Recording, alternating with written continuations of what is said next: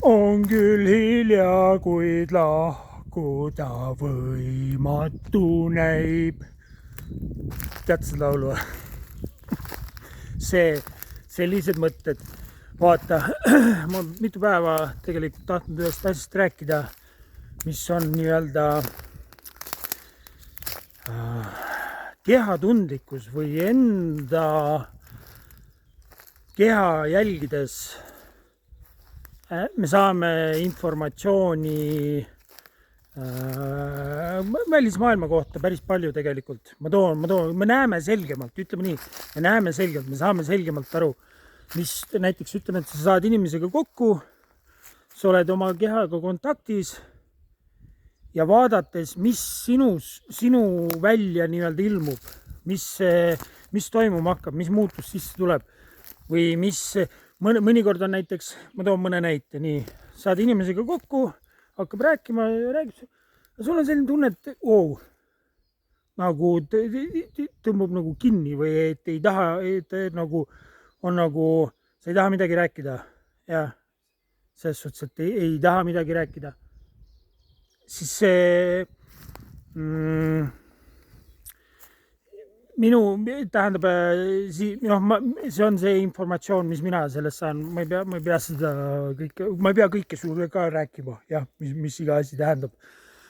Nii, siis mõnikord võib tunduda, et miks nagu mul tekib tahtmine sellele inimesele sitast öelda.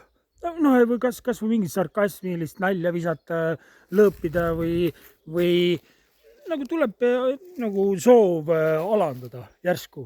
Jah. Noh, okei. Siis, aga noh, sa ei reageeri sellele, aga sa märkad seda impulssi, mis kehas tekib. Mis kehas järsku tekib nagu mingisugune huvi või mingisugune tahe. Ja kui sul tekib järsku tahtmine inimest alandada, siis universum või elu tahab, kui sa tõstad ennast välja sellest olukorrast, vaatad nagu neutraalse pilguga eemalt, siis tahab toimuda peegeldus, mis toimub selle inimese sees.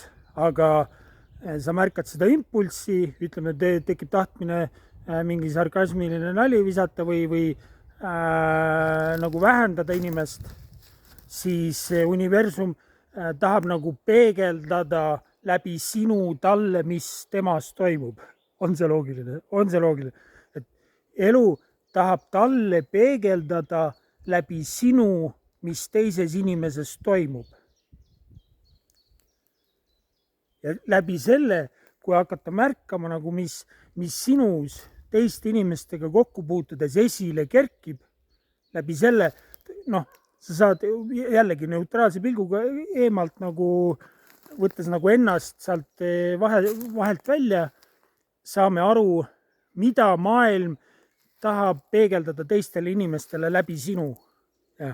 Kui sul on see tundlikkus saab muidugi arendada ja see tundlikkus saab lõpetuseni arendada. Liiga tundlikuks ei olegi võib-olla hea siin tänapäeva maailmas, aga puhas, ütleme võib-olla järjest puhtam toitumine, olla omas mahlas, kusagil looduses, aitab sellele tundlikkusele kaasa.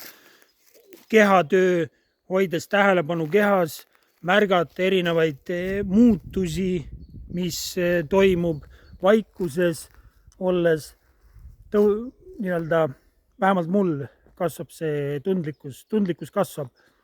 Et ma hakkan nagu märkama rohkem detaile, rohkem informatsiooni tuleb järsku nähtavale, rohkem seoseid saan luua läbi enda siis, mis maailmas toimub. Ja kui sa vaatad, kõik on põhimõtteliselt informatsioon.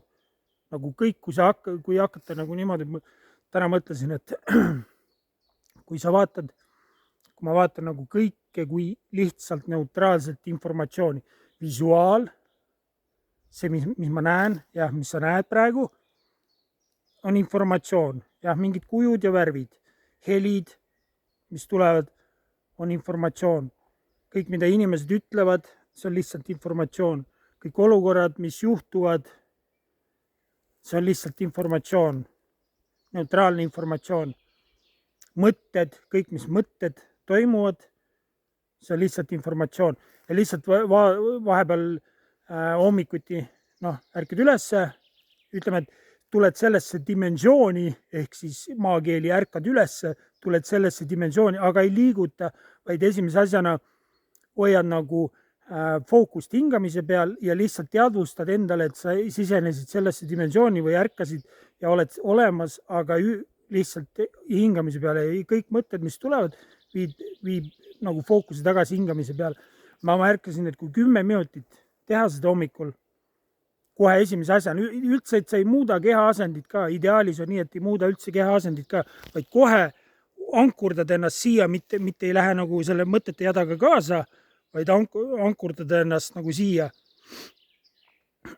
siis tekib seda ruumi järsku nagu läbi see vaikus, selles vaikuses, mis hoiad nagu selles mõtete vabas kohas hommikul esimese asjana kohe, see hakkab nagu kajama läbi päeva, seda järjest nagu on seda informatsiooni on selgemini näha, selgemini näha.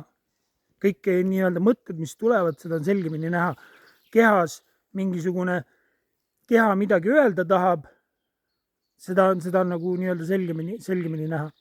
Ja nüüd ma läksin juba teemast natukene kaugele. Natukene liiga kaugele. Ja point, mis ma öelda tahtsin, kui me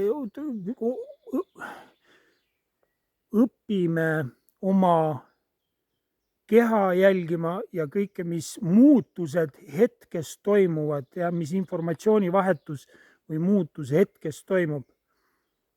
Me saame läbi enda näha seda, mida maailm tahab peegeldada teistele inimestele ja kui sa hakkad vaatama teisi inimesi, üldse kuidas nad on või ütleme, et sa võtad suvalisi inimese ja sa vaatled lihtsalt teda, kus ta elab, näiteks kus ta elab, mida ta teeb, nagu kus ta elab, mis ta teeb, millised ta sõbrad on. Sa põhimõtteliselt, sa ei tea inimest isiklikult, sa pole teda kunagi nagu temaga kunagi rääkinud midagi, aga sa vaatad lihtsalt elutingimusi ja siis näed, milline peegel nagu välismaailm talle subjektiivsest vaatenurgast on. Siis sa saad põhimõtteliselt kogu enamus informatsiooni on teada. Ja, et kui ma olen ümbritsetud mingite narkodiilerite ja kõrilõikajatega, siis see enam-vähem ma ei saa olla mingisugune buda või mingisugune pühak, see ei lähe kokku, tähendab, see ei lähe kokku, see ei saa nagu, maailm ei saa peegeldada mingisugusele pühakule mingisuguseid kõrilõikajaid. Ei lähe kokku. Kokku läheb see, mis me sisimas oleme ja mida me näeme väljaspool, see läheb kokku. Ja on ka erandeid ja mingeid juhuseid erandeid. Ja pikk jutt. Tead küll, mis jutt on pikk jutt. Põhimõtteliselt enda keha vaadeldes, teiste inimestega kokku puutudes ja mis huvid ja mõtted ja hoiakud meis tekivad, saame aru, mis teise inimesega ja kuidas me taga rääkida tahame näiteks. See on nagu hästi suur asi, et kui lugupidavalt millise suhtumisega me märka, vaata, sa räägid näiteks oma lapsega, nii, nüüd lähed teise inimega, ütleme suvaline inimene, kuidas, mis hoiak esile kerkib, mis hoiak esile tahab kerkida, mida maailm tahab sellele teisele inimesele läbi sinu peegeldada, see radar, nagu seda on võimalik märgata. Ja siis näeme lihtsalt selgemalt ja see on lihtsalt üks tööriist, millega lisaks siin maailmas on võimalik navigeerida ja see on üks tööriist, kuidas teada nagu ja seda saab ka kasutada, nagu ma olen isegi kasutanud seda sama tööriista nii-öelda inimeste toetamisel ja jah, et sa saad aru, mis puudus inimeses on, mida tal vaja on läbi enda, mis sus endas esile kirkib. Tihtipeale me saame läbi selle näha, mida teine inimene hetkel vajab.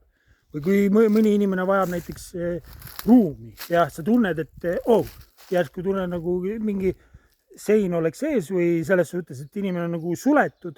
Ja okei, ma saan aru, et ta vajab nagu ruumi, et kui seda tundlikkust ei ole, mus ei ole, et kas sellel inimesel on nagu tõukav või tõmbav energia, siis ma võin, kui ma ei tunneta, siis ma rammin talle sisse. Vaata, inimene tahab omaette olla, vaata üksinda, aga võib-olla ei ole nii, ei julge öelda seda sulle, siis lihtsalt on kinni. Aga kui mul ei ole seda tundlikkust, siis ma rammin tasse sisse tema energia välja enda olemisega ja ei loe nii-öelda siis seda sotsiaalset olukorda.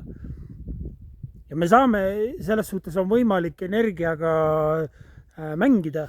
Ma olen niimoodi, et kunagi oli spaas mullivannis, ja siis hästi sünge auraga inimene tuli ka sinna, istus ka sinna mullivanni ja no seal mingi 3-4 inimest oli seal ja siis mõtlesin, ma hakkan katsetama nagu.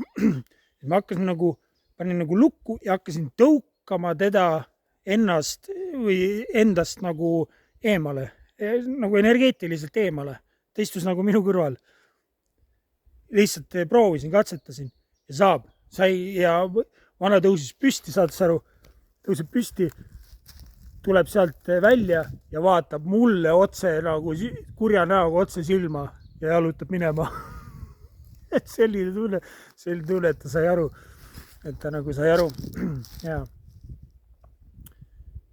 ja vaata teinekord nagu suhtlused, kui sa kellegiga suhtled, siis sa nagu saad aru, et okei, see vestlus on nagu läbi ja siis toimub nagu selline sulgemine või selles suhtes nagu toimub nagu sulgemine ja teine inimene tihti, kui on ka enam-vähem tundlikud inimesed, nad saavad aru, ahah, ja siis lähete laiali. Ja. Et kuidagi see toimub mingite nende see suhtlus toimub ka nähtamatus maailmas. Mitte ainult, ma ütlen, see sõnadel on nii väike osa selles suhtluses, kui mida tundlikum sa oled, mida tundlikum ma pean selle all silmas, mida rohkem informatsiooni ja peenemat informatsiooni sinuni jõuab, mida sa suudad kinni püüda. Seda vähem on suhtlust sõnade tasandil, vaid teistel tasanditel.